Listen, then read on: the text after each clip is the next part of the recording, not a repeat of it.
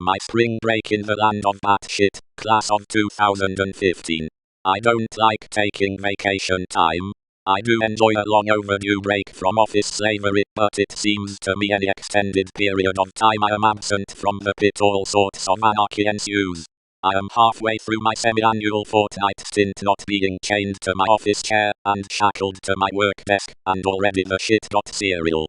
I resist the constant temptation technology presents me to appease my curiosity of taking one tiny peek at my email. The inbox is filling by the day, but I self-chastise to keep the urges and voices at bay until I cannot resist anymore. I promise myself I'll only read one, but then emails are like Oreos mashed together with Pringles potato chips. Curse you, junk food.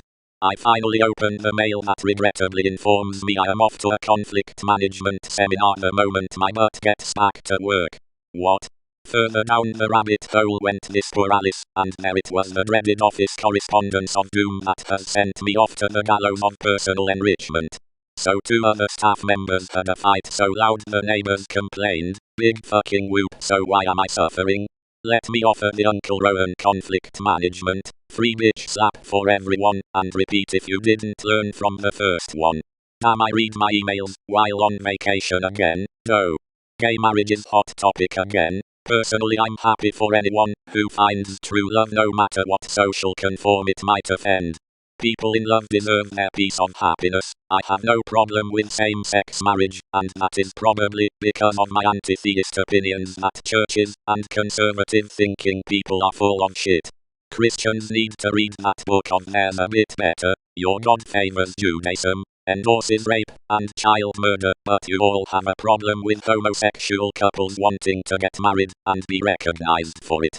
It's not about religion, despite what you believe, so shove the self-righteous crap somewhere else, because taking the moral high ground for personal beliefs should not affect the legal liberties of others. That's what Christians do. They believe their way is the only way, and somehow the rules don't apply to them, rules made by man at least. So what is some radical thinking Jesus groupie disagrees with your personal lifestyle, who gives them the right to deny you, because their imaginary sky fairy with lady parts named Steve told them to do it? Utter rubbish, if you ask me, so let the internet trolling continue. It turns out I was right about those Stickeez being evil satanic toys that have brainwashed parents across South Africa. Their evil powers control the parents on mothers everywhere, and make them freak out if the set of 24 is incomplete. I have witnessed the madness online. The horror is unspeakable. Think about the money spent on these tiny bastards. $150 a purchase for one evil Stickeez adds up to $3,600 to collect all 24. You're starting to feel silly right about now, huh?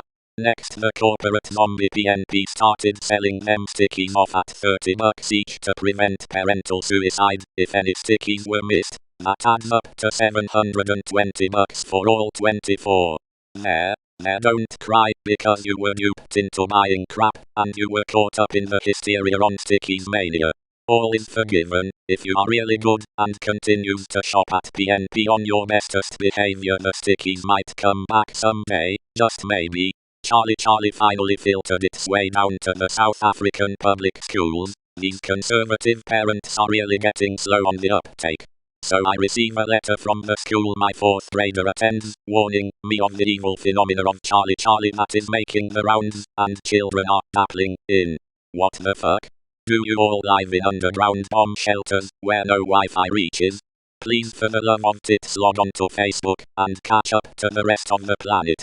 Charlie is just another idiotic version of Glass, or Bloody Mary, or Pinky, or a motherfucking Ouija board. It's rubbish.